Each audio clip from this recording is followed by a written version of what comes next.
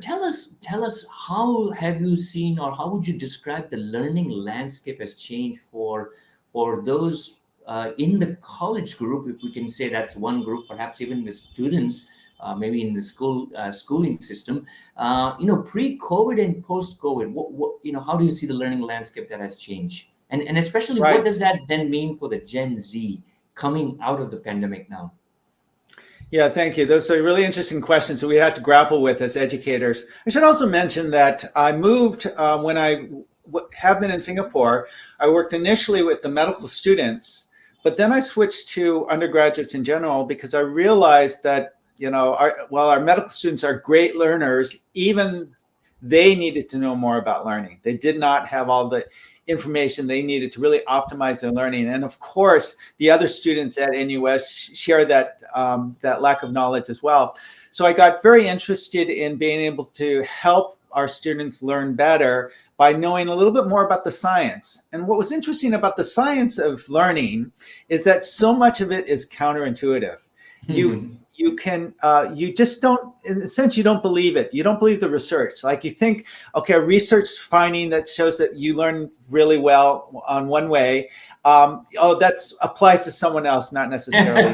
Right. So the big challenge for us in educating not only our medical students, but our general undergraduates is that we had to make sure that they understood not only the science of learning, but they had to understand that it actually applied to them. And as I'll talk later, there's another step that goes on beyond that is once they really understand that it applies to them, then you have to show them how to implement that in their own lives, how to put that into their study lives. So that's a big part of the strategic learning book, is that there's lots of books out there that cover like the different strategies and techniques to be able to learn better. But the other piece is being able to put it into a strategic plan so they actually use it.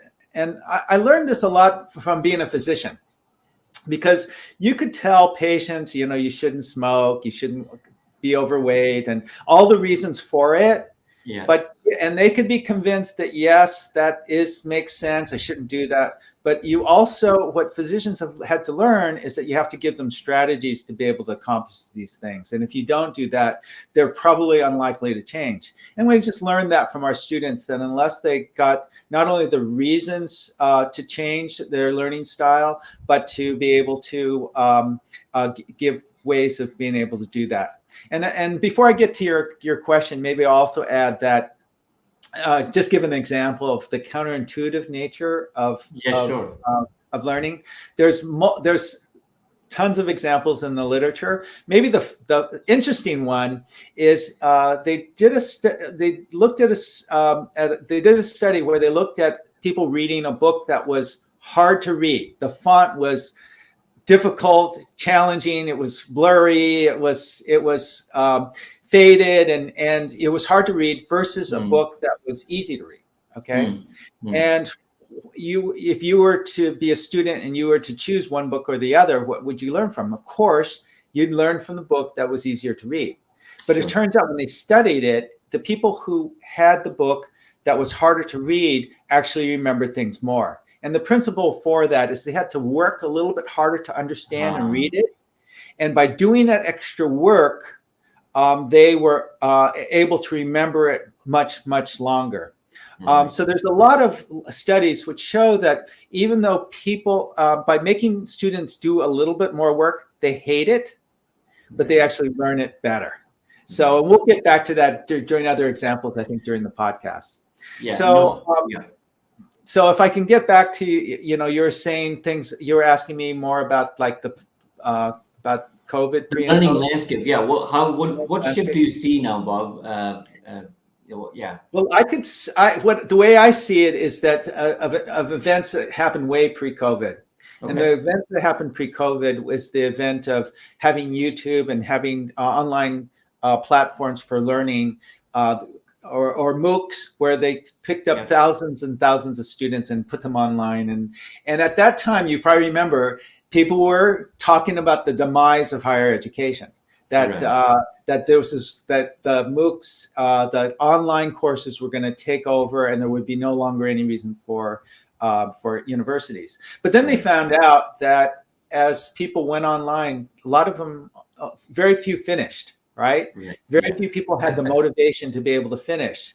And Right. so, so there's something missing with just that sort of that modality. And then and the faculty then say, aha, I don't have to change. I can go back and still lecture and do all the things. I could be the what they call the sage on the Stay stage, on the where I stage. just expound my knowledge to these young learners, and they would be brilliant, right? Right. So, so it's kind of swung back. And then what happened is then the pandemic happened, and then it forced everyone who was giving lectures to be able to move their courses online and try to create a good learning experience for students. And we struggled with that. So I think, but the advantage of having COVID is it forced people to really try hard to get those things online.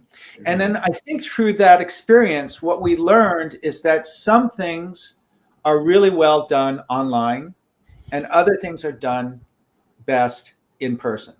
So, for example, I'm one of the things that I believe in strongly is that higher education is not about the content, or not strictly about the content.